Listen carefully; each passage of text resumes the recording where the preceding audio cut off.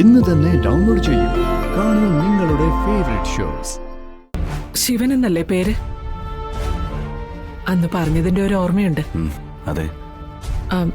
ശിവൻ ഇപ്പൊ പോണ്ട. എന്തെങ്കിലുമൊക്കെ പറഞ്ഞ് ഞങ്ങൾ അകത്തേക്ക് കൊണ്ടുപോയിട്ട് പോകാം. ഇല്ലെങ്കിൽ ആള് ബഹളം വെക്കും. അല്ല, എനിക്ക് പോയിട്ട് 1-2 പേരെ കാണാനുണ്ടായിരുന്നു. അത്യാവശ്യമായിട്ടൊരു ജോലി ശരിയാക്കി എടുക്കണം. നേരത്തെ ഉണ്ടായിരുന്ന ജോലി പോയി. ഞാനൊരു ജോലിയുടെ കാര്യം പറഞ്ഞില്ലായിരുന്നോ? ശിവൻ ആ ജോലിക്ക് എപ്പോ വേണമെങ്കിലും ജോയിൻ ചെയ്യാം. ഇയാൾ അവിടെ ഇട്ട് വന്നേ. എന്തോ എത്ര നേരം അങ്ങോട്ട് പറയാനായിട്ടിരിക്കുന്നേ? എനിക്കെങ്ങനെ അറിയാനോ സാറേ? സാറ് കേൾക്കുന്ന പോലല്ലേ എനിക്കും കേൾക്കാൻ പറ്റൂ. ഓ ആമേ, നീ ഇങ്ങനെ മുറ്റം തീർത്തി പുരാണം സമയം കളയാതെ അവര് നല്ല കഴിക്കാടുത്ത് കൊടുക്കും. പാമേ, ഞാൻ എടുത്തു കൊടുത്തോളാം. ഓ പിള്ളേ, രാഘവേട്ട മുറി കൊണ്ടുപോയി കിടത്തിക്ക്. കൊറേ ഓടി നടന്നല്ലേ, ക്ഷീണം കാണും. ഓ വാ സാറേ, നമുക്ക് അകത്തു. ഇയാൾ അങ്ങോട്ട് വിടറോ വിടറോ. പിന്നെ എനിക്കുള്ള ക്ഷീണമൊക്കെ വിഷ്ണുവിനെ കാണാത്തോണ്ടുള്ളതാ. ഇപ്പൊ എനിക്ക് ഒരു ക്ഷീണവും ഇല്ല. കണ്ടില്ലേ, ഹാപ്പി ആയിട്ടിരിക്കുന്നേ. അതിന്റെ കാര്യം എന്തുവാ? ഇന്നേ എന്റെ മോൻ വന്ന ദിവസമാ.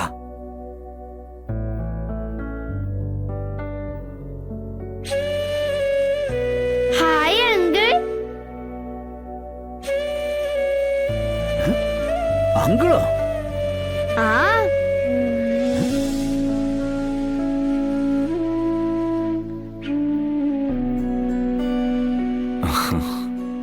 Hi uncle. ഹായ് മോളു. വിഷ്ണു അച്ഛനെ കണ്ടോ അങ്കിളെ?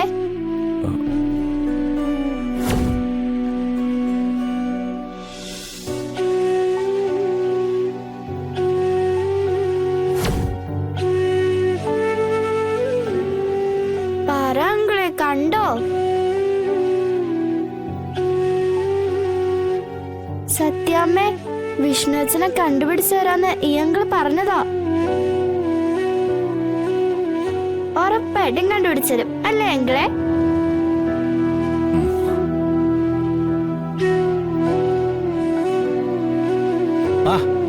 Hi bro.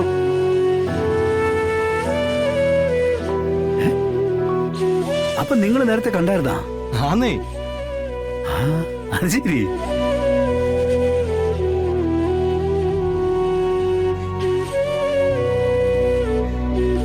കാലിനിപ്പോ എങ്ങനെയുണ്ട്? ബാൻഡേജ് അഴിച്ചിട്ടില്ല. നടക്കുമ്പോ ചെറിയ വേദനയുണ്ട്. സാരമില്ല, റെസ്റ്റ് എടുക്കുമ്പോ മാറിക്കോളും. പപ്പിയായിട്ട് ഹോസ്പിറ്റലിൽ കിടന്നപ്പോ ശിവൻ തൊട്ടടുത്ത റൂമിലുണ്ടായിരുന്നു. പപ്പി അവിടെ വെച്ച് ശിവനുമായിട്ട് പരിചയമായതാ. രോഹിത്തിനെ ഗുണ്ടകളിൽ നിന്ന് രക്ഷിച്ചത് അതുകൊണ്ടൊന്നും അല്ല കേട്ടോ. ഒരാളെ എല്ലാരും കൂടെ വളഞ്ഞിട്ട് തല്ലാനൊന്നും ഞാൻ സമ്മതിക്കില്ല. ഒറ്റയ്ക്കൊറ്റയ്ക്ക് നോക്കട്ടെ, ഞാൻ ഇടപെടില്ല. അല്ലാതെ മനഃപൂർവ്വം ഒരാളുടെ തകർച്ചയിൽ സന്തോഷിക്കാനൊന്നും എന്നെ കിട്ടില്ല. അതിപ്പോ സ്വന്തം അച്ഛനാണെങ്കിൽ പോലും ന്യായം ചോദിക്കേണ്ട സ്ഥലത്ത് ന്യായം ശിവൻ ചോദിച്ചിരിക്കും. ഞാൻ അങ്ങനെയാ, എന്റെ ശീലം അതാ.